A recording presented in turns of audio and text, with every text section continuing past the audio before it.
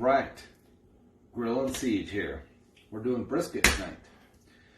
We're going to prep this boy. I'm going to give you some tips on how to do a good brisket, starting with opening the package. Oddly enough, very important part. So this is a full brisket. You got the point and the tip, and you can see there's some good marbling and some meat through here. But to open this package, I always use this good piece of fat right here because you don't risk any chance of cutting the meat, cutting the red stuff. That will allow you to get in here good and cut this bad boy open while keeping the juices inside the package so it doesn't splatter all over your beautiful kitchen. We'll pull this bad boy out.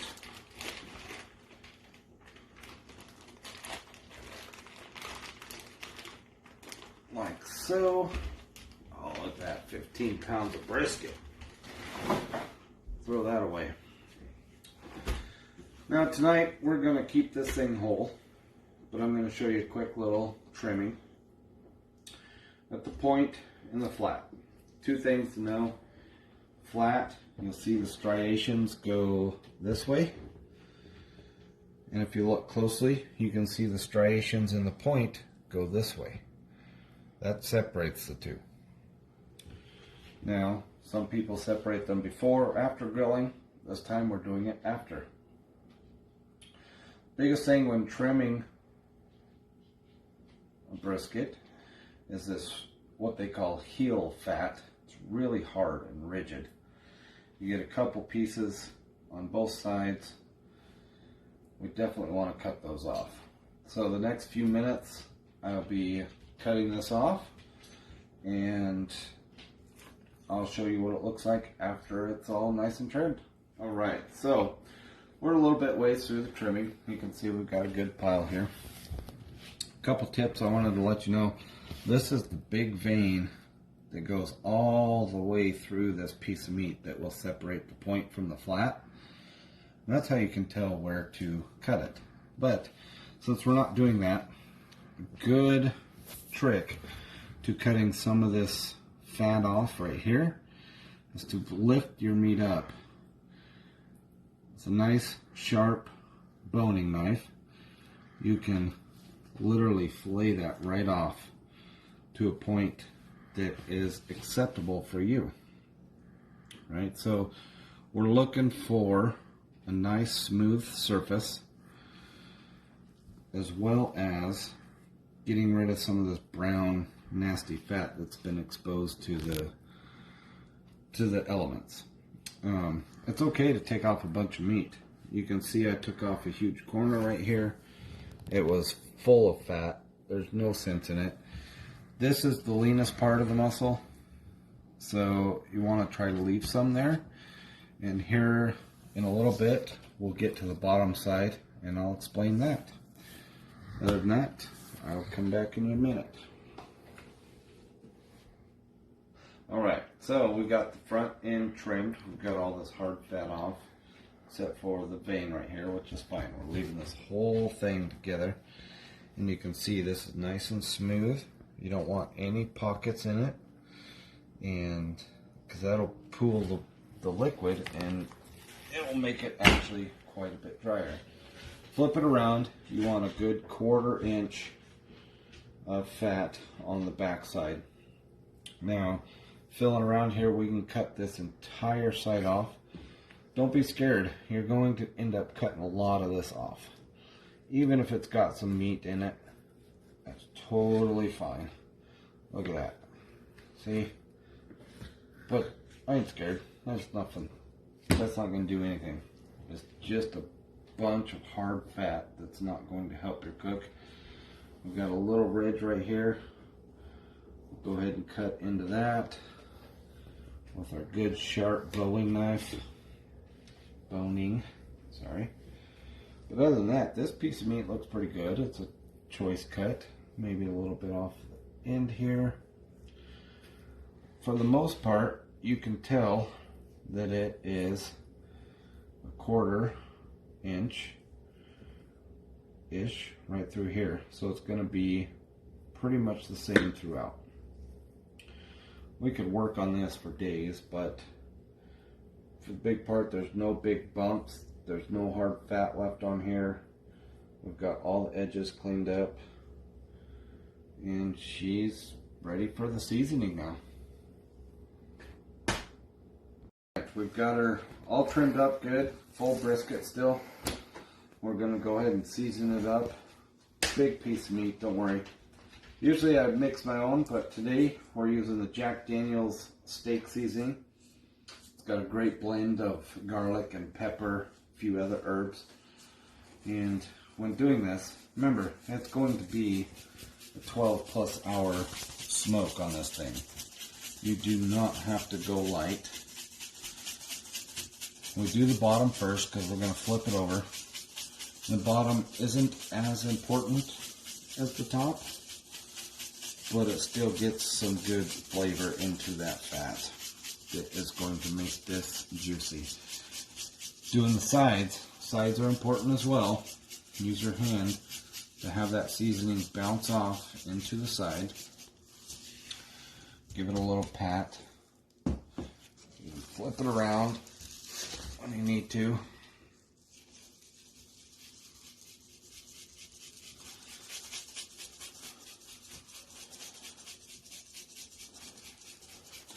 Let's see, we'll get all the sides.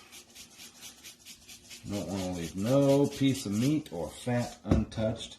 We're also going to give it a dash of the famous Dave's Devil's Spit. Just a little dash. It's for a little bit of heat. I like a little zing on my meat. We don't have to hit the sides with this one. Then, I'm going to use a classic, Old Bay. You can never go wrong with Old Bay. Whether you're doing fish or chicken or beef, just a little bit goes a long ways. Give it a nice little sweet and hot flavor. Now here comes the important part. The meat side. Don't forget, we still got this big vein in here. That's where they separate. But that's okay. We're cooking the whole thing together tonight. Get this one good and seasoned. Don't be scared to shake it up. Spices do separate.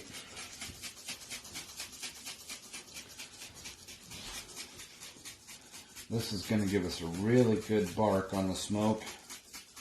It is now almost 2 o'clock in the morning. We're going to put this thing on and it's going to be ready for dinner time tomorrow. That's the joys. And when you get this trimmed up well, nice and smooth, you don't have any divots for this seasoning to fall into place. Back to the heat. A little bit here, a little bit there. And of course, top it off with a little bit of Old Bay.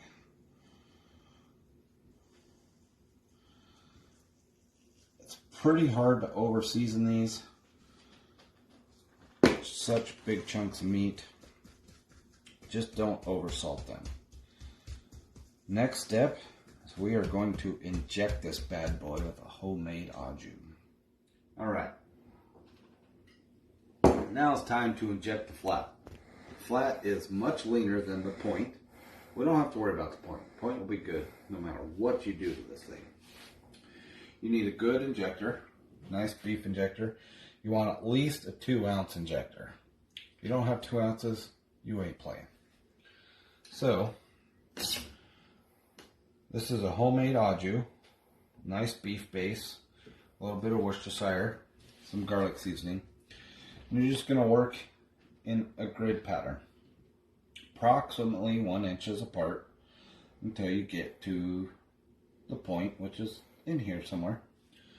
So, we'll go ahead and do that. And she'll let you know when she's had enough juice. She'll start coming out. You can see it bubble out. And if you get real lucky, it squirts out like that. Woo! She's good.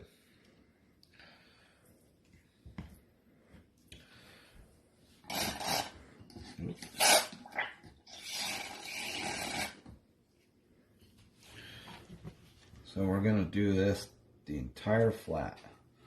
Open up your hole. Squirt some everywhere.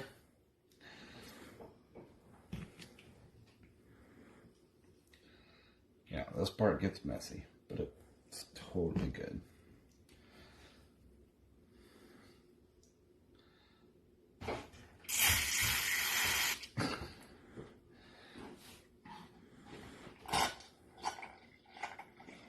Alright, we've got this all injected in the flat. Said the point will be just fine. Go ahead and transport her to the grill. I've got it preheated to my low extreme smoke setting. This is going to be messy, but my roommates don't care. It's fine. We're going to let her cook with the fattest end towards the center of the grill and the thinnest end towards the smokestack. That's where she's the hottest. She's going to sit there until I wake up in the morning on low, extreme smoke. We will show you in about 6 to 8 hours how wonderful the bark is on this thing. Other than that, we're all set. We are 9.5, 10 hours into the cooking, smoking process. We're sitting at 148 degrees, which is exactly where we want it about this time of day. As you can see, it's got a nice dark color. This is the bark that we're looking for. It's got a little bit more to come up in through here. About another 2 hours or so, and we'll be able to crank up the heat and take it off and wrap it up. We'll show you that when the time comes. All right, here we are, ready to take it off, take it inside, go wrap it in some aluminum foil. If you would, so kindly, follow me.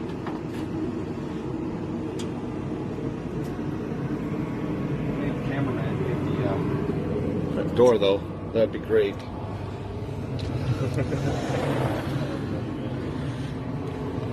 All the juices, so it's a little bit different, but not much. And yeah, that's it. We're just going to wrap it up and put it back on the grill until it reaches an internal temp of 190 to 200. We got it back on the grill. Our probe's re-inserted to watch that internal temp. We're going to keep it at 225 for right now. We might have to turn it up on the stall.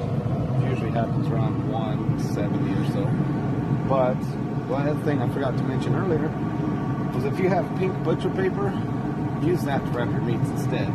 Sometimes the foil can kind of steam the meat, which takes away some of the bark. It kind of ruins it. It's more for aesthetics than anything. But it's a good suggestion. And yeah, we'll check back on it here in a couple hours. Alright, here we go. 205 degrees. We're taking it off the grill. You can see in here, it got nice and juicy. That's why we put it in the pan, so we keep that juice. Now we take it inside. We're going to wrap it in a towel.